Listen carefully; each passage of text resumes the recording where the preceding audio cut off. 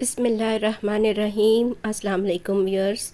अल्लाह ताला आपके हमारे दस्तरख़ान में वुसअत दे और हमें रिज़्क़ हलाल अता फ़रमाए। आज हम बनाएंगे रशियन सैलेड। एक पैकेट क्रीम लिया है मैंने और इसे मैं बाउल में डाल के अच्छी तरह से बीट कर रही हूँ। जो जो चीज़ें इसके लिए हमें चाहिए वो मैं साथ साथ आपको नोट करवाती जाऊँगी, आप उसको बस देखते जाइए।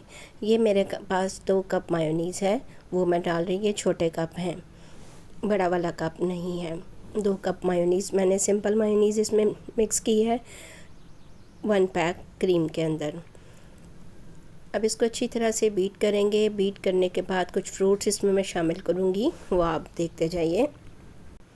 स्वीटनेस के लिए इसके अंदर मैंने आधा कप कंडेंस्ड मिल्क था मेरे पास, उसके अंदर आधा कप मैंने ड्राई मिल्क शामिल किया है और थोड़ा सा उसमें फ्रेश मिल्क, थोड़ा सा 3 से 4 चम्मच उसमें मिक्स करके अच्छी तरह से मैं वो इसमें डाल रही हूँ।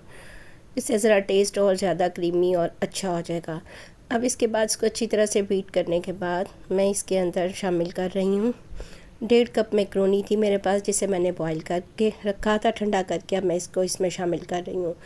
क्रीम के अंदर अच्छी तरह से इन मैक्रोनीज़ को हम मिक्स कर लेंगे। और अब 1 कप अंगूर है मेरे पास, वो मैं इसमें शामिल कर दूँगी और कुछ टॉपिंग के लिए बचा लेंगे हम।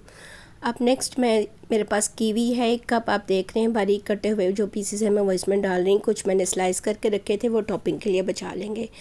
मेरे पास एप्पल थे 2 अदद, वो मैंने कट करके बारीक उनको मैं डाल रही हूँ इसमें। 1 कप अनार है, वो भी मैं इसमें शामिल कर दूँगी। सिर्फ 2 टेबल स्पून के बराबर उसमें उसकी टॉपिंग के लिए रख लेंगे। ये टिन वाले कॉकटेल है मेरे पास, टिन पैकिंग में जो फ्रूट्स होते हैं वो हैं, वो मैंने तकरीबन 2 टेबल स्पून के करीब बचा लिया है।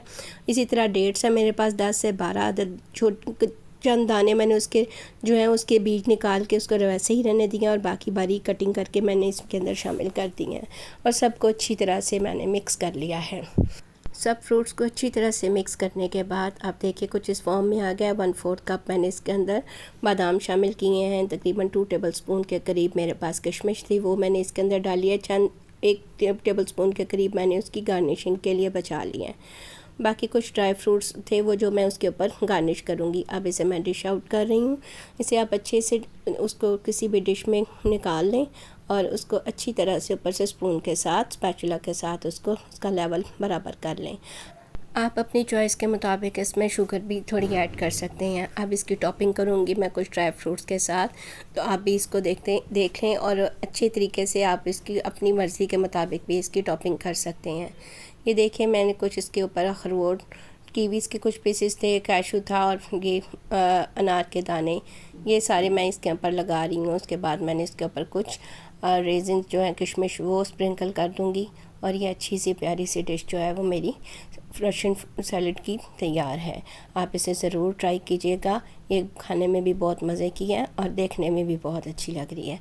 मेरी कैसी लगी आज की रेसिपी आपको, मुझे अपने फ़ीडबैक ज़रूर दीजिएगा। कमेंट सेक्शन में अपनी राय का इज़हार कीजिएगा और मेरे चैनल को सब्सक्राइब करें, लाइक करें, शेयर करें। Thank you.